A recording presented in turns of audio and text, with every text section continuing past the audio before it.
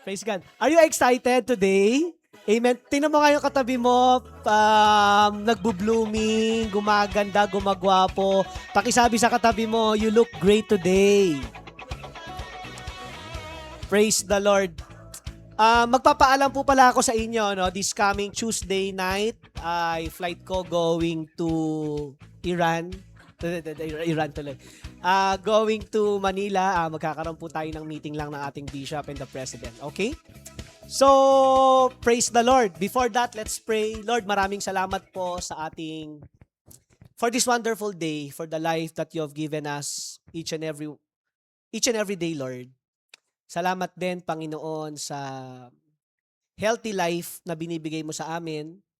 But sometimes ay, yun na nga, nadidisiplina kami dahil may mga tinuturo ka. And Lord, this Sunday, Lord, we pray, Lord, that you complete guide us for our journey in our daily life, Lord. We need your complete guidance. We need direction from you, Panginoon. At as we start our word today, Lord, we ask for repentance. Linisin mo kami ng iyong banal na dugo. Patawad po sa aming mga naiisip, nagagawa, nasasabi. Cleanse us by your blood. And as I share your word, Lord, anoint your servant. Speak to us. Ikaw po ang mag-teach sa amin, Holy Spirit. Salamat po. We love you. We praise you. In Jesus' mighty name. And everybody say, Amen. Praise the Lord. This March, we have a series about the discipline of the Lord. Remember that our God is the God of discipline. Ano po? As a father, sometimes, He disciplines His children. Ako po, bilang isang tatay na, no, father na ako ng 3, although yung isa ay nasa tiyan pa ng aking wife. But, nadidisiplina ko po yung aking anak na si Nasha and Pablo. Ganun pala bilang isang magulang, ano po. At ganun din daw si Lord. Of course, we have a Father, we have the Creator, we have a perfect Father, and that is God. And as His creation, part of His creation, makaka-experience tayo ng discipline. Why? Because He loves us. Diba, napag-usapan na natin yon. Dahil mahal daw tayo ni Lord bilang ating tatay, love niya tayo. Kaya dinidisiplina niya tayo. Pangalawa, because God wanted us to maximize our full potential, which is, yun yung ating mga napag-usapan for the previous week. Now, today, there was a man in the Bible na nakatanggap din po ng disiplina sa atoang Ginoo. At yan ang ating pag-uusapan ngayon. At our title is The Discipline of God, Paul. Everybody say Paul. Yan. Our main text from the book of Philippians chapter 3 verse 1 to 9. It is written, further, my brothers and sisters, rejoice in the Lord. It is not trouble for me to write the same things to you again, and it is safeguard for you. Watch out for those dogs, those evildoers, those mutilators of flesh, for it is we who are the circumcision, we who serve God by His Spirit, who boast in Christ Jesus, and who put no confidence in the flesh, though I myself have reasons for such confidence. If someone else thinks they have reasons to put confidence in the flesh, sabi ni Paul, I have more. Medyo maghahambog-hambog dito si Paul, no? Kasi, ang ganda nga, mamaya pag-uusapan natin yan. Kung merong pagandahan na lang ng background, ng alam mo, mga narating sa buhay, sabi niya, I think, isa ako doon. Sabi ni Paul, I think I have more. Verse 5, circumcised on the 8th day, of the people of Israel, of the tribe of Benjamin, a Hebrew of Hebrews, in regard to the law of Pharisee, as for zeal, persecuting the church, as for righteousness based on law, faultless, but whatever gains to me, I now consider loss for the sake of Christ. What is more, I consider everything a loss because of the surpassing worth of knowing Christ Jesus my Lord, For whose sake I have lost all of things, I consider them garbage, that I may gain Christ. Praise God. Now, ito pong binasa natin, the Philippians, of course, was a letter of Paul to the Philippi churches.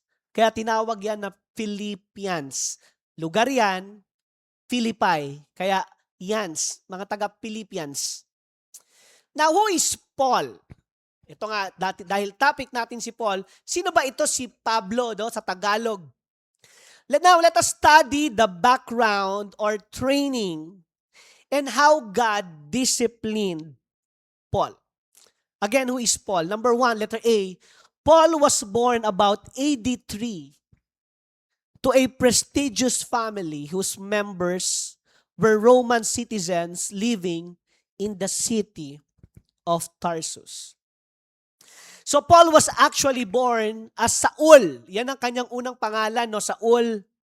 Before he was known as the Apostle Paul, he was first known as Saul of Tarsus. Kasi taga Tarsus siya. In Acts chapter 22, 27 to 28, sabi dito, the commander went to Paul and asked, "Tell me, who are you? Tell me, are you a Roman citizen?" "Yes, I am," he answered. Then the commander said, "I had to pay a lot of money for my citizenship, but I was born a citizen," Paul replied. So alam nyo po, going back, si Paul is a Roman citizen. At kapag ikaw po ay Roman citizen, it takes a large amount of money para ikaw ang maging Romano citizen. And dito sa Pilipinas, alam nyo po, bago ka maging Filipino citizen, kaya akala natin, ay, ganito lang kami, ay, mahirap lang kami. Alam mo ba, maraming mga taga-ibang bansa na they are dream to become a Filipino citizen? Gusto nila tumira dito. Kaya lang, it takes a lot of documents bago makapunta at maging Filipino citizen yung mga turista natin dito. Nakakakita tayo dito ng mga foreigner, no? Tinan mga katabi mo kung mukhang foreigner. O foreignoy. Foreignoy. Alam nyo ba yung nakikita natin mga foreigners dito, mga puti, mga Indians, alam nyo ba na sobrang dagang mga documents bago sila makarating dito? Hindi ko na sasabihin, hindi ko na di-detail kasi hindi naman ako embassy, So, ganun yung nangyari kay Paul. He was a Roman citizenship. What else? Letter B, who is Paul? Paul was raised in a strict Jewish home, circumcised in the 8th day, and was of the tribe of Benjamin. So, si Paul daw, in Philippians chapter 3, 5, 8, circumcised on the 8th day of the people of Israel of the tribe of Benjamin. What is circumcised? Circumcised here is tuli sa Tagalog. So, nung pinanganak si Paul, meron kasing silang patawag dito, batas na kapag ikaw ay lalaki, sa ika-8th day mo, ikaw ay tutuliin na. So, ganun ka-strict sila dati, At dito na-raise si Paul, strict Jewish home. What else? Third, Paul was later trained in Jerusalem under Gamaliel, a Pharisee and a respected member of Sanhedrin. In Acts chapter 5:34, but a Pharisee named Gamaliel, a teacher of the law, who was honored by all the people, stood up in the Sanhedrin and ordered the man to be put outside for a little while. Now, balikan muna natin yung letter C. Who is Gamaliel? Sino tong si Gamaliel na nag-train kay Paul? Si Gamaliel po was only one of 7 scholars in his nation's history to receive the title Rabban, or tinatawag na our master.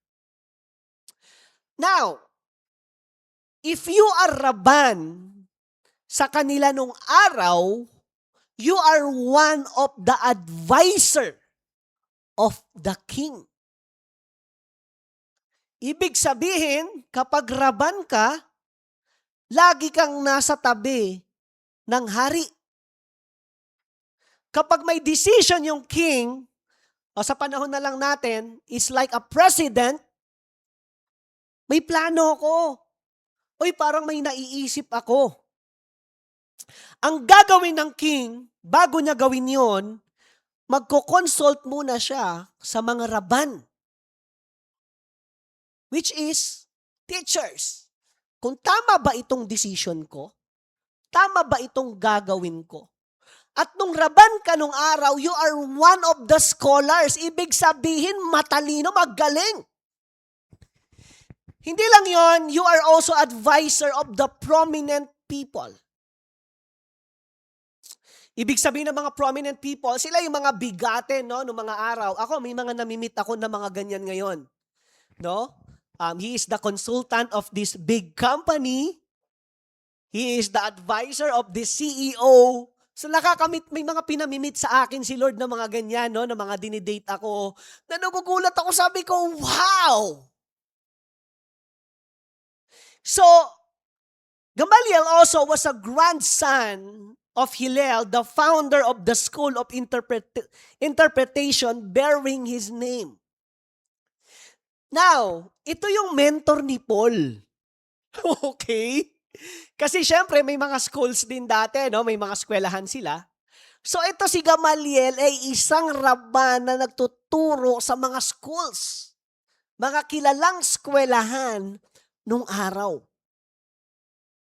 So imagine, ito yung nag-training kay Paul.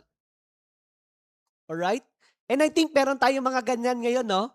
If you remember, yung ikaw ay nag-aaral pa, di ba may mga teacher ka na magaling? Taas ang kamay dito yung may mga teacher siyang magaling. Di ba? I think we have a teachers here, no?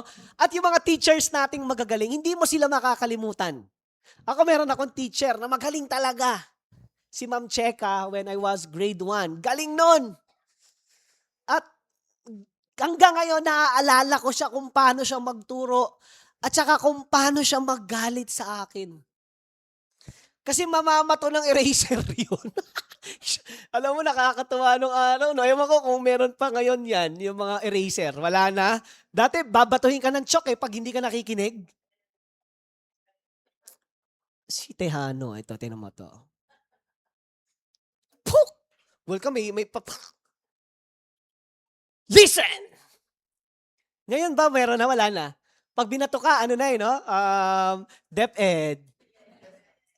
Ano na yan? Reklamo na. Bantay Bata 160. Kaya maganda yung panahon namin, no? Kumbaga parang okay lang. Ang saya-saya no? Pag natuldokan ka dito, proud ka pa, tapos pinagtatawanan ka ng mga. Now, what is more background of Pablo? Letter D, Paul himself became a Pharisee.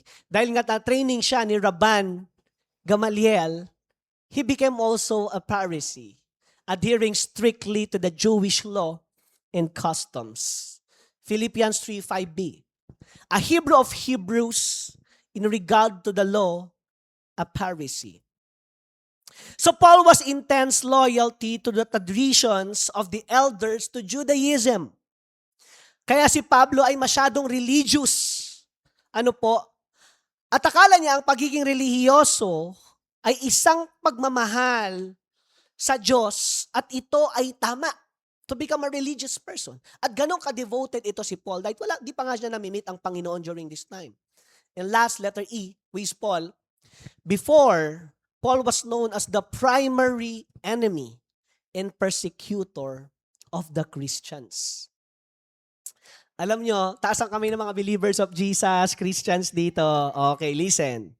Kung meron tayong number 1 na kaaway dati, it's Paul. Tingnan natin, Acts 9:1-2. Meanwhile, Saul was still breathing out murderous threats against the Lord's disciple. He went to the high priest and asked him for letters to the synagogues in Damascus, so that if he found any there who belonged to the way, ganda ng tawag sa kanila dati, no, the way, whether men or women, he might take them as a prisoners to Jerusalem. So meaning to say, kapag ikaw ay believer ni Jesus nung araw, nung panahon nila Pablo, you will become murder. Lagot ka kay Paul. Nag-share ka, nagba-Bible study tayo, nagla-life group tayo ngayon, nagsa-Sunday fellowship tayo, naku, lagot tayo kay Paul. Ubusin nila tayo. Okay?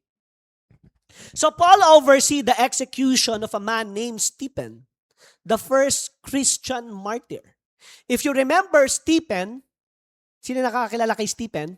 Di ba si Stephen is one of the disciple na nag-mission mag-isa. Walang kasama.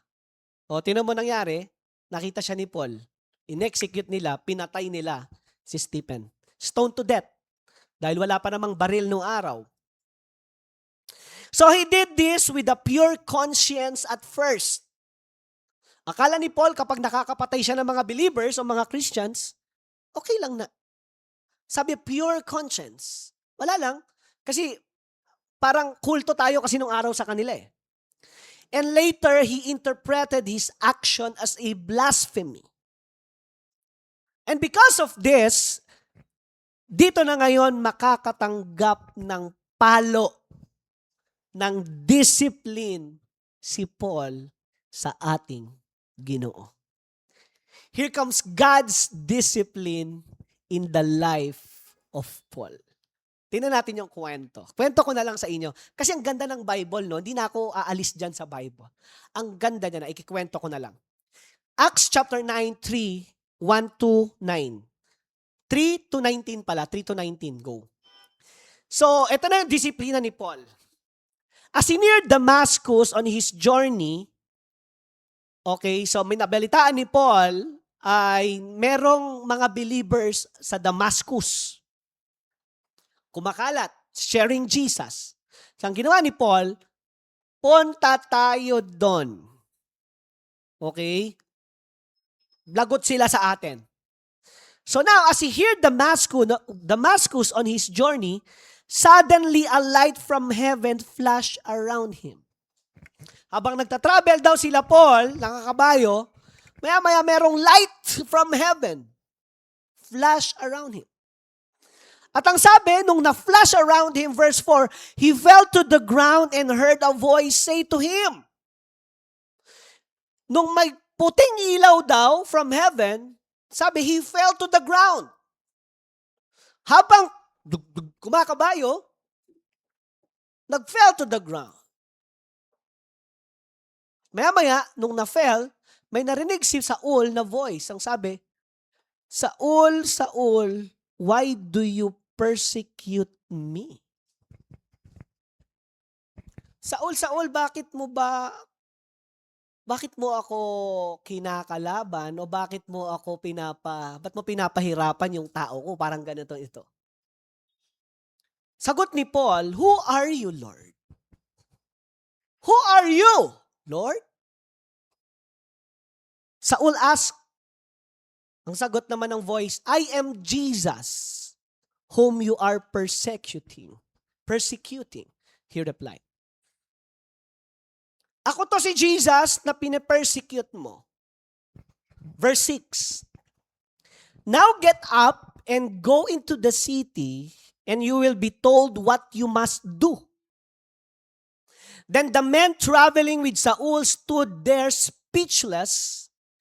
Then they heard the sound but did not see anyone. Yung mga nakakita daw kay Paul, they are speechless. Nakakarinig sila ng sound, pero wala daw silang nakikita. So verse 8, Saul got up from the ground. Tumayo daw si Paul, but when he opened his eyes, he could not see nothing. So from fell, nung tinanong siya, ba't mo ako pinipersecute? Tayo si Paul, pagkatayo niya, ang sabi, he could not see nothing. When he opened his eyes, hindi niya na daw ma-open. Ibig sabihin, nabulag si Paul. So what else? So they led him by the hand into Damascus. Dahil nabulag si Paul, punta sila sa Damascus. At ang sabi ng Bible, for 3 days he was blind and did not eat or drink anything. Nabulag at hindi makakain, hindi makainom. Now in verse 10, in Damascus, there was a disciple named Ananias. Merong tao si Lord doon, may disciple si Lord doon by the name of Ananias. Nandun na sila, Paul. Ito na naman, the Lord called to him in a vision. Kinausap ni Lord itong si Ananias. Sabi, Ananias, yes, Lord. Sabi ni Ananias, the Lord told him, go to the house of Judas on Straight Street and ask for a man from Tarsus named Saul, for he is praying. Ananias, punta ka dito kasi merong pangalan na Saul at nagdadasal siya. Verse 12, in a vision, he has seen a man named Ananias come and place his hands on him to restore his sight. 13, sagot ni Ananias, Lord. Ananias answered, I have heard many reports about this man and all the harm he has done to your holy people in Jerusalem. Meaning to say, kilala ni Ananias si Paul, na alam niya kung anong harm or havoc, in other translation, ang ginagawa ni Paul sa mga tao ni Lord. Kaya parang natakot siya, baka pagpunta niya, lagot din siya kay Paul. And he has come here with authority from the chief priest to arrest all who call on your name. Verse 15, but the Lord said to Ananias, go, this man is my chosen instrument to proclaim my name to the Gentiles and their kings and to the people of Israel. I will show him how much he must suffer for my name. Pakikitaan ko siya, grabe siyang persecutor Okay, pahihirap. Sabi niya, I will show him how much he suffer for my name.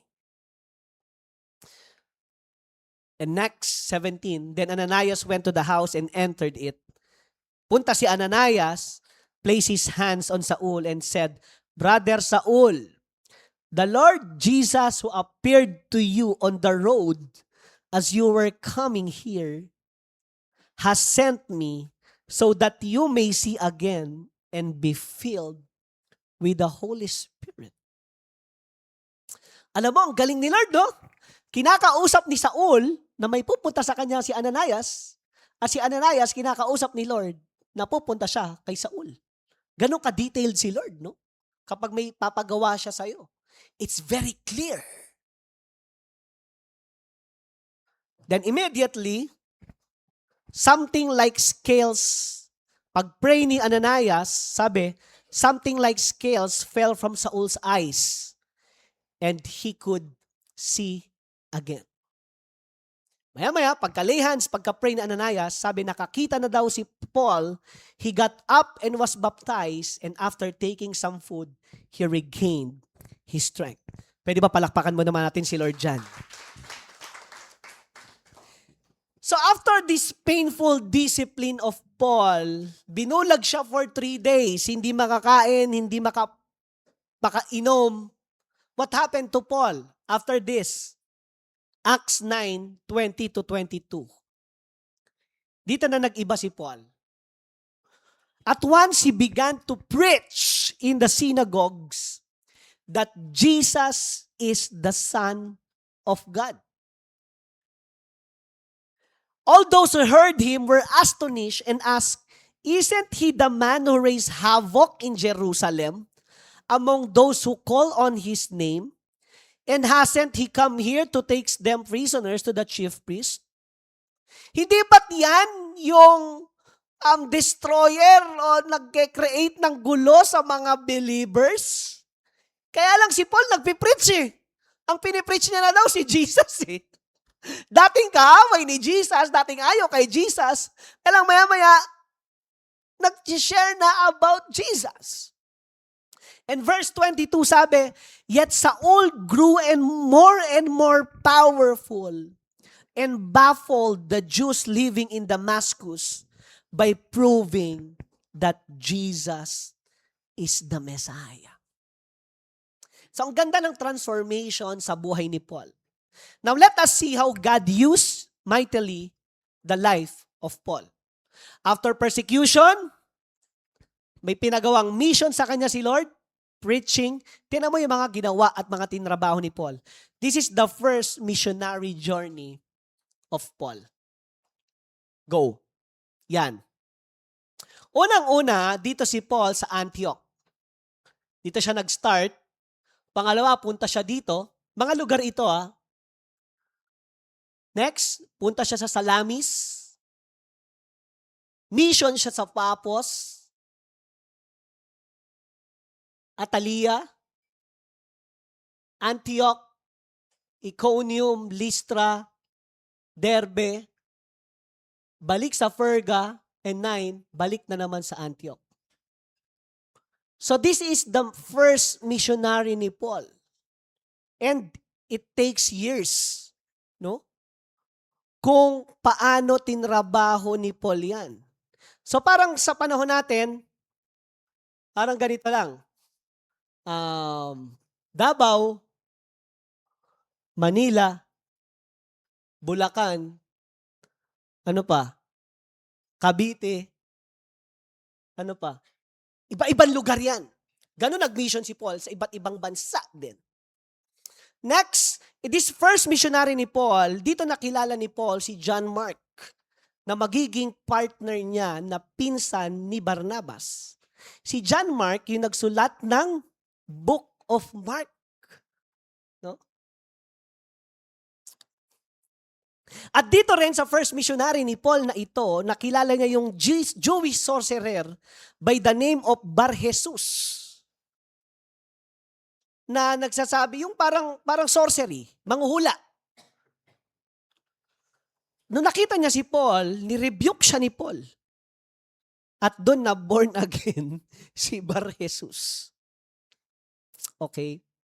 Now next, the second missionary of Paul. Look at how God used Paul's life. Go. Second missionary niya na merong masyado na itong madami. Number 1, is Antioch ulit. Next, is Salamis.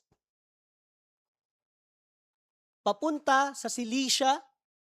Papunta sa Phrygia, Troas, Thessaloniki, Athens.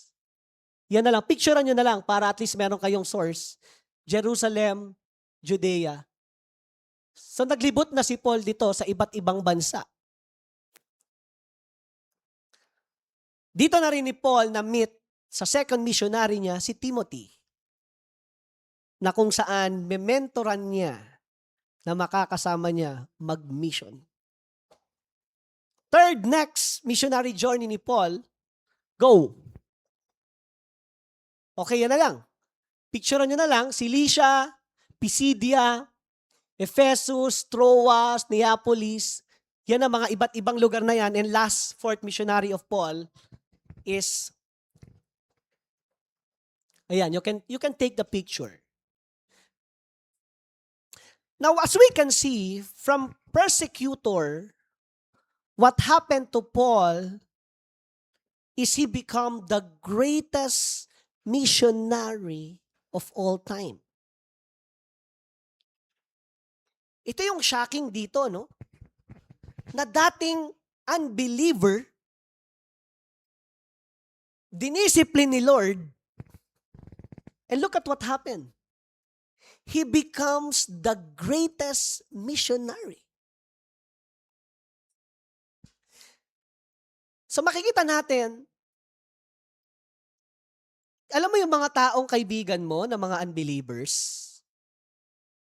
Yung mga taong, o kaya mga kamag-anak mo na ayaw kay Lord, na hindi naniniwala, Alam mo, minsan yan pa yung pinakamagiging magtatrabaho kayo. Pahihirapan ni Lord yan, tinan nyo. Bibigyan ni Lord ng matitinding discipline yan. As maya-maya, sila na rin yung gagamitin ni Lord to spread the gospel in this world. So God had been grooming this man from birth for a role that he would play. Everything in that process fit into God's master plan, including Saul's years of training in the scripture, his intimate knowledge of Judaism, of the Jewish scripture, and of the Jewish religion. So lahat pala ng background ni Paul, church, listen, lahat ng mga nangyari kay Paul from bata hanggang sa patanda ng patanda ay ang gagamitin pala ni Lord na tool for him to become the best version of his life. So from persecutor of Christians to become the greatest missionary of all time.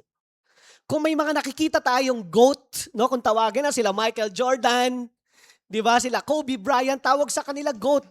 Si Paul din GOAT. Pero sa kanya, GOAT siya kay Lord. I think, ang daming reward nito sa langit. Alam niyo po, pag nagkita-kita tayo sa langit, no? Ako, pagpunta ko doon, ang isa sa pinakahahanapin kong unahin is si Paul. Bakit? Galing nito eh. Isipin mo, patay na, pinag-aaralan pa yung buhay niya. At kahit wala na tayo dito sa mundo, pinag-aaralan pa rin si Paul. Alright? So what's the lesson here? Ano makikita natin? Paano nag-transform si Paul? Number 1, Paul's spirit was unconquerable. Pwede ba basahin natin dito sabay-sabay? 1, 2, 3, go. Okay. Philippians chapter 3 verse 1. Balikan na natin yung ating main text. Unconquerable means bulletproof. Nung sinesearch ko ito, sabi ko, lupit naman ng taong to. Yung kanyang spirit, kahit tagtadin, kahit alam mo yung pagtulong-tulungan, alabakbakan, siya po is unconquerable. Ibig sabihin nito, bulletproof. Of course, kung may mga masasakit na experience sa ministry, no? Si Paul to. Si Paul yan.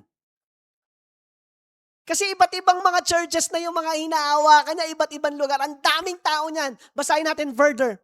Philippians 3:1. Further, my brothers and sisters, rejoice in the Lord. It is no trouble for me to write the same things to you again. And it is a safeguard for you. So grabe yung spirit transformation ni Paul. It's like a bulletproof. Actually, may nakilala nga akong he's a known pastor. I keep his name secret na lang. Pero talagang kilala din siya sa Pilipinas. Global na lang. Tinanong ko siya, Pastor, ano yung secret mo sa ministry? Paano ka naging ganyan? Alam mo, sabi niya sa akin, simple lang. Sa ministry, alam mo yung journey natin kay Lord, dapat balat dinosaur ka. Balat dinosaur ka. What do you mean? Dapat makapal ka. Di ba? Nakakita na ba kayo ng dinosaur? Wala pa, no? Pero in layman's term, dapat makapal ka. Hindi yung makapal yung mukha, no? Kumbaga, patibayan to. Sabi niya sa ministry, hindi pwedeng balat sibuyas ka. Kasi syempre, may demonyo eh. Tama, may demonyo. Pangalawa, yung mga kasama natin, mga tao na hindi nababantayan yung emotions. Uncontrolled emotions. Uncontrolled decisions. Yan yung mga ma-encounter natin. Kaya sabi niya sa akin, kapag balat sibuyas ka, matatalo ka. Pero kapag balat dinosaur ka, kahit tadtading ka, di ka matitinag. Ganito yung nangyari kay Paul. Ang conquerable. Ibig sabihin, bulletproof. So what we learn from Paul is not about to be without fear, but rather to have confidence in the calling of God on our lives that overrides fear. So he showed us to press on in the most difficult situations. Church, listen. If you will study the book of Philippians, sinusulat ni Paul ito habang siya po ay nakakulong. Kinulong si Paul dahil sa pagpipreach ng gospel. Imagine, kinulong ka, nagsishare ka lang. Kaya lang sabi ni Paul dito, brothers and sisters, rejoice in the Lord. Tanong, magsasaya ka ba nasa loob ka ng kulungan? Grabe ito si Paul. Kaya sabi ko, ang conquerable. Sa atin, mawalan lang ng wifi eh. Di ba sa panahon natin, may wifi ba sa church? Wala. Ay, hindi ako atin. May aircon ba? Wala. Ay, ayoko dun. May pagkain? Wala eh. Ay, hindi na lang. Ang babaw na lang ng mga Christian sa panahon natin ngayon, no? Nakakapagtaka dito kay Pablo, nakakulong tapos ang sabi niya, rejoice in the Lord. Are you still there? Nandiyan pa ba kayo? So Paul's spirit, kayo na lang umintindi na ang conquerable. Okay, number 2. Wala na tayong time. Paul's visions for ministry was clear and strategic. Philippians chapter 3 verse 2. Watch out for those dogs, those evildoers, those mutilators of the flesh. So alam ni Paul yung mga totoong believers, alam ni Paul yung mga totoong Christians, at alam din ni Paul yung mga totoong teachers. Kaya sabi ni Paul, watch out for those dogs. Mag-ingat kayo sa mga lumilibot dyan na akala mo totoo, but they are evil doers. Marami sila, nakakalat sila sa paligid, kaya mag-ingat. So, ang galing ni Paul, nung siya ay nabago, yung kanyang ministry is very clear and strategic. Alam niya kung anong gagawin. Okay. Ganito. Okay, dito tayo. Ito, ayusin natin ito. It's very strategic. What else? Number 3. Paul's faith was deeply rooted in what God had done and revealed through the risen Lord. Philippians chapter 3, verse 3 to 6. For it is we who are in the circumcision, we who serve God by His Spirit, who boast in Christ Jesus, and who put no confidence in the flesh. Though I myself have reason for such confidence, if someone else thinks they have reason to put confidence in the flesh, I have more.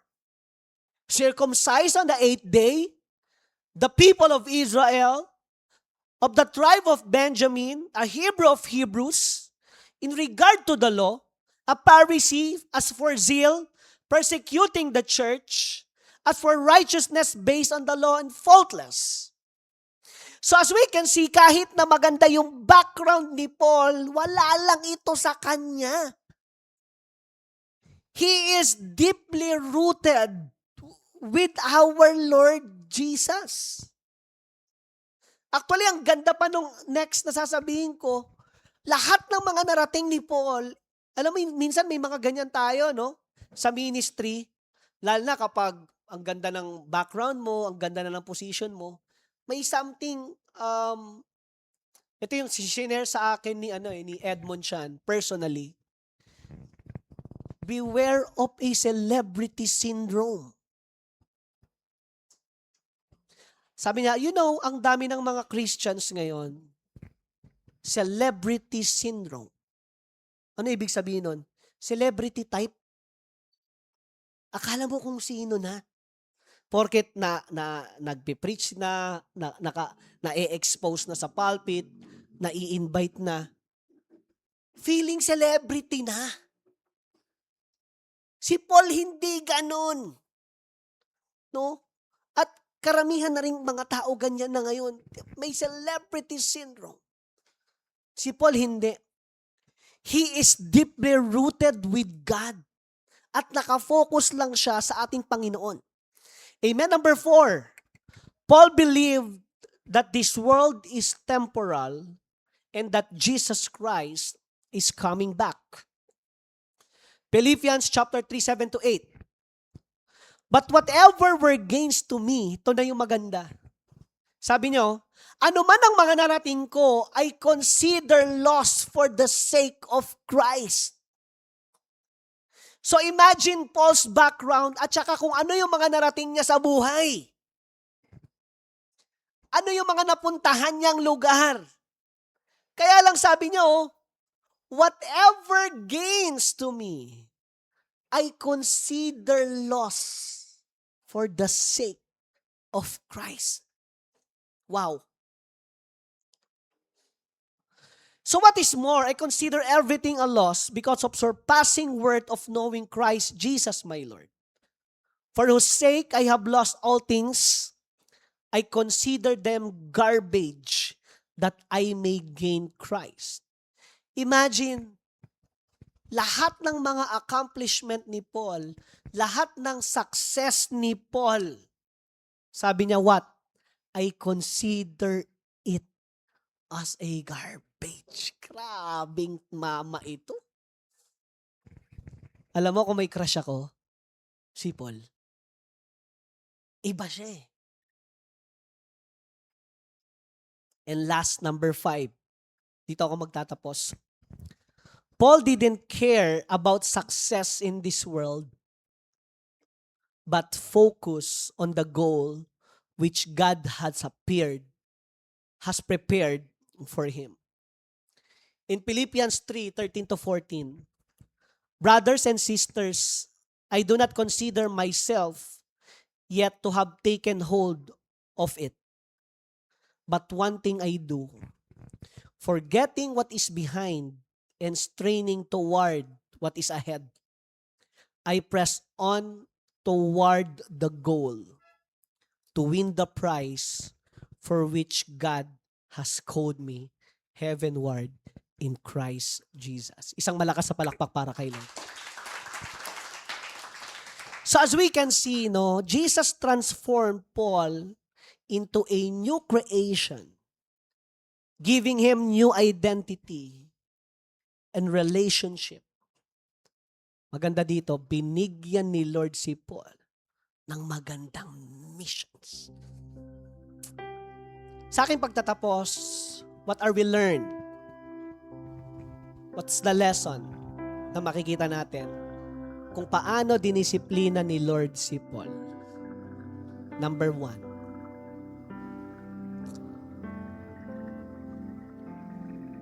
Pwede ba basahin natin ito sabay-sabay? 1, 2, 3, go.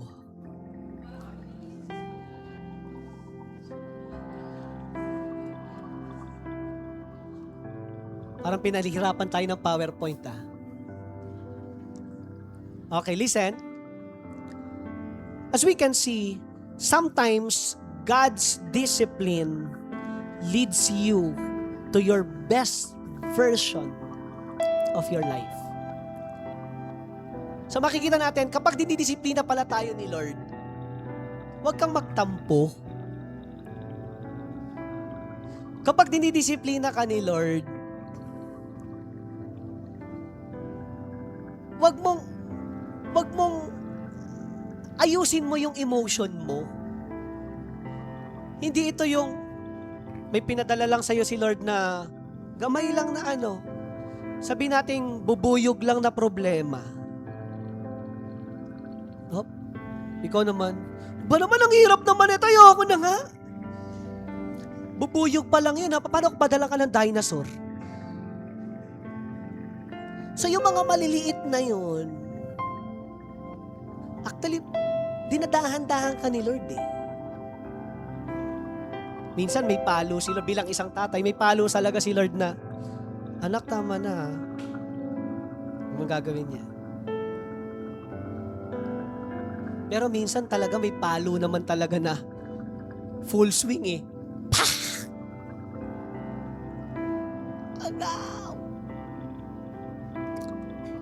So bilang isang Diyos at tatay natin, yung disiplina niya, ang gagawin mo, sunod ka. At kapag sumusunod ka doon,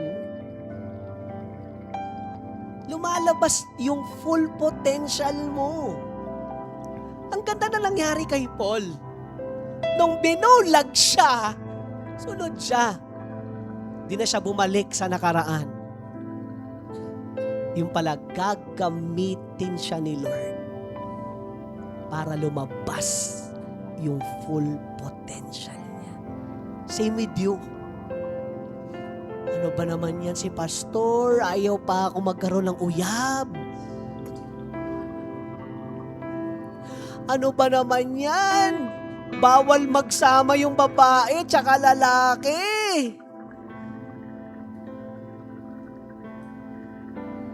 Of course, it's part of God's discipline. Diba? Kasi ayaw natin ng gusto ko, actually as a pastor, no, one of my prayer to God, honestly, is makuha mo yung best version mo. At pag nakikita ko kayo, Pastor, may blessing ako. Pastor, meron akong kotse. Pastor, meron akong bahay. Pastor, grabe, may deal ako, 2 million. Natutuwa yung heart ko. Iba ko kung bakit Kasi nga, hindi ako naiinggit. Pero nagpapasalamat ako doon na, Lord, thank you. Binibless mo lalo si Ronald. Lord, thank you. Gumaganda yung buhay ni Brenda. Kahit pagsabihan ng masakit, pero sumusunod siya sa'yo, Lord. I love it. So we do it, why? Kasi hindi ka pa yan. May mga nakikita pa kami na full potential mo. Kaya sinasabi namin, wag muna. Stop it. Wag na. Para lumabas pa. Hindi natin alam. Ikaw yung maging next businesswoman. Hindi natin alam, ikaw yung maging next vice president ng Pilipinas. Hindi natin alam, ikaw yung maging mayor sa kulungan. Ay, hindi, Jesus, may mayor din di ba sa kulungan? Hindi mo alam Kaya nga ako, actually, kasi syempre, hindi naman talaga lahat tayo came from rich family, tama? Ako, honestly, hindi ako lumaki sa mayamang pamilya or prominent family. Na-experience ko yung from being scratch. Na-experience ko yung pagtatawanan ka, mamaliiting ka kasi nanghihiram ka lang ng gamit, paglalaruan ka. Na-experience ko yan. Kaya lang, sumunod ako kay Lord. Tiniis ko yun. Pagmamaliit. Tinan mo yan paulit-ulit yung pantalon. Tiniis ko yun. Kasi syempre wala pa naman akong pambili. Imbis na pambili ko, pang-ulam na lang sa mga kapatid ko. Kaya lang sumusunod ako kay Lord. Hindi ko alam, kada sunod ko, dun pala lumalabas yung potential ko. Same with you. May gusto pa si Lord palabasin. Di pa ikaw yan.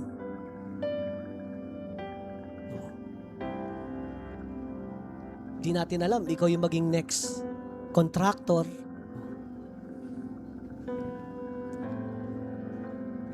We don't know. Okay, number 2. Ang disiplina ng Diyos. Sige, basahin natin. 1, 2, 3, go.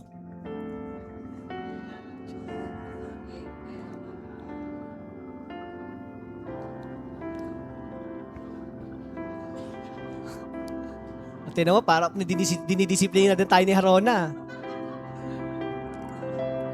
Okay.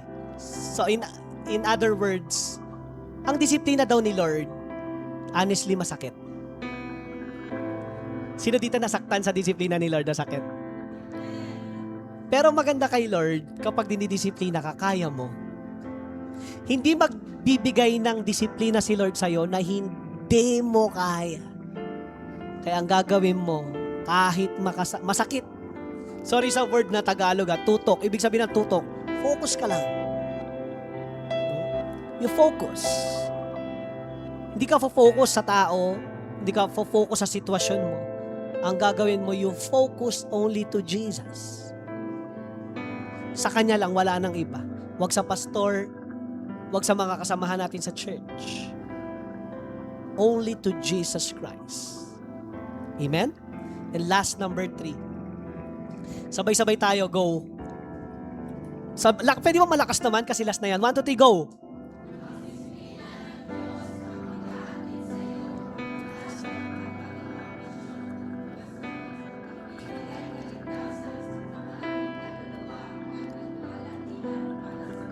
Okay, that's good.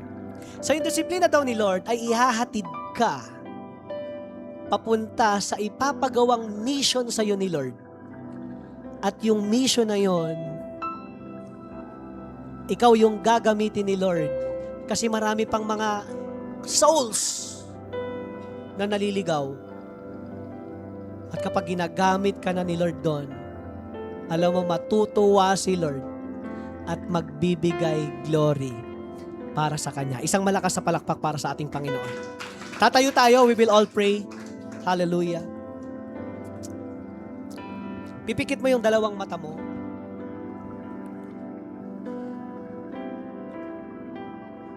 We can sing. Siguro kanta tayo. Habang nagnanalangin ka ngayon, habang nakapikit ka, it's only between you and God.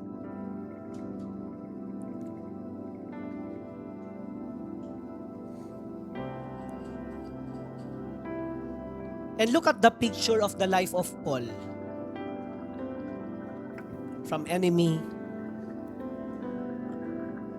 from the great persecutor of the believers, to become greatest missionary of all time.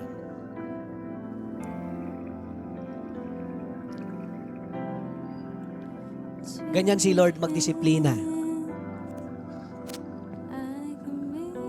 Ganyan si Lord magmahal. Ganyan si Lord mag-lead ng tao. Ganyan si Lord mag-guide ng tao. Nilalabas yung full potential. Alam mo, hindi sadyang naririto ka. Hindi sadyang naging Christian ka. Kasi may plano si Lord sa'yo. Ako, hindi ko alam. What will you become? Pwedeng yung nakikita ko sa'yo, pwedeng maliit lang. But you know, God sees you.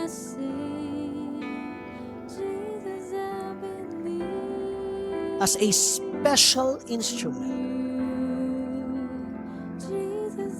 At piniprepare ka ni Lord doon.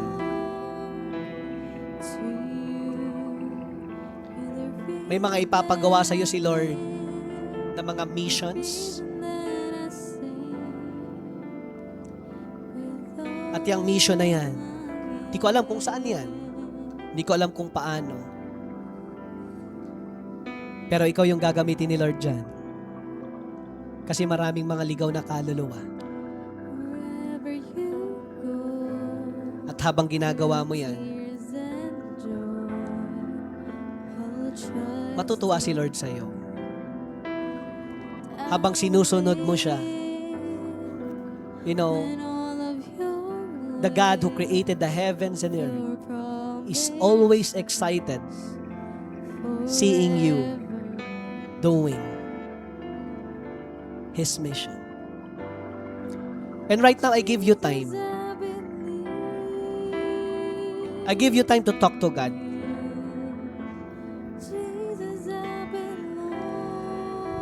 And ask for forgiveness. Lord, patawarin mo kami. Minamaliit namin yung sarili namin. Lord, patawarin mo kami. Ang baba ng tingin namin sa sarili namin.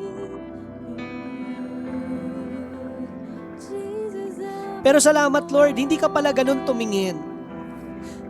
Nakakatanggap kami ng mga masasakit na words sa ibang tao, pamamaliit, pagtawa. Pero hindi pala kami yun. Ngayon, nasi-insecure kami, nalilito kami. Lord, starting today, we will see ourselves in different way, the way you see us.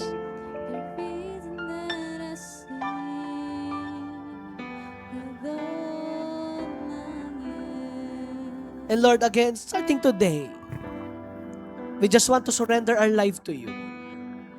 Even our future. Our loved ones, our family. Sorry din, Lord, kung minamaliit din namin yung aming mga anak, yung aming mga kapatid, naku-curse namin sila, yung aming mga kamag-anak, na walang mangyari sa kanilang buhay. Nagdi-declare kami ng mga curse sa kanilang buhay. Mga bad words, mga negative words, mga offending words na nagbibigay identity sa kanila. And right now, we just want to say sorry, Lord.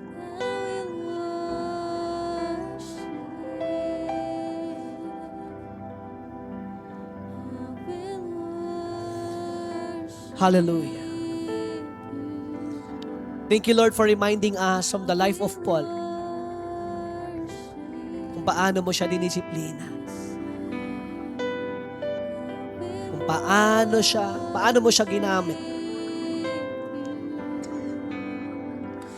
Paano siya nabuhay dito sa mundo.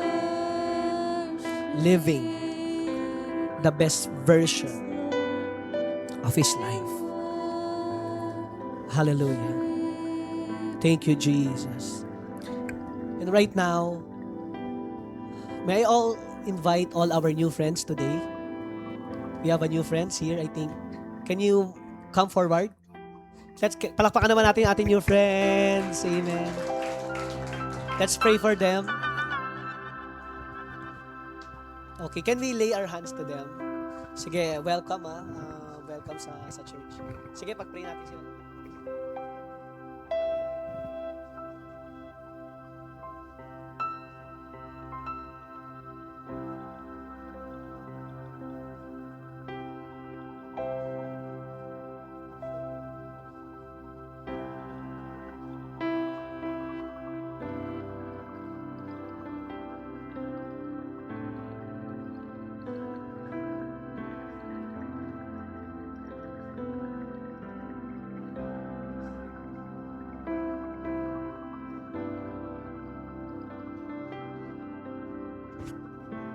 Palakpakan natin sila. Amen. Praise God. Taas natin ang ating mga kamay. Be-bless tayo ni Lord. May the Lord bless you. May the Lord keep you. May the Lord make His face shine upon you. May the Lord be gracious to you. May the Lord His face toward you. And may the Lord give you peace. Lord, maraming salamat po. We pray for heads of protection sa bawat isa. Lord, from mga wrong teachings, from the devil, in the name of Jesus. We also, Lord, pray for the works of our hands, mga tinatrabaho ng aming mga kamay, mga paa, Lord, mga pinupuntahan namin, pagpalain mo po. Aming mga businesses, Lord, ang aming mga trabaho, all the students here, Lord, marami na naman kami pangangailangan, pero Lord, we believe that you're going to provide. Also to our families, Lord, sometimes may mga misunderstanding, but Lord, we still believe that you're still in control. We also pray, Lord, for healing right now. Receive healing in the name of Jesus. Even yung mga nasa online namin, Lord, na may mga may sakit, Lord, we pray for complete healing right now in the name of Jesus. Lord, also, Lord, for protection to each and every one of us. Saan man kami pumupunta, Lord, sino man yung mga nakakausap namin, Lord, we pray for your protection. And Lord, we pray also, Lord, for opportunity. Magbukas ka pa ng mga opportunity, Lord, mga open doors, na kung saan magbibigay blessing pa sa amin. May mga gagamitin kang tao, Lord, to provide for our needs in the name of Jesus. And Lord, thank you for your church. Lord, may you protect it, guide it. Lord, you are the pastor of this church. Maraming salamat, Lord, sa mga souls na mga pinapadala mo. We pray, Lord, na maalagaan silang mabuti for the best version of their life. Salamat, Lord. We love you and we bring back all the glory, honor, praise in Jesus' mighty name. And everybody say, Amen. Praise God. Can you hug the person behind you? Yakapin mo lalaki sa lalaki, babae sa babae. Amen. God bless and see you sa ating life retreat preparation next week. God bless.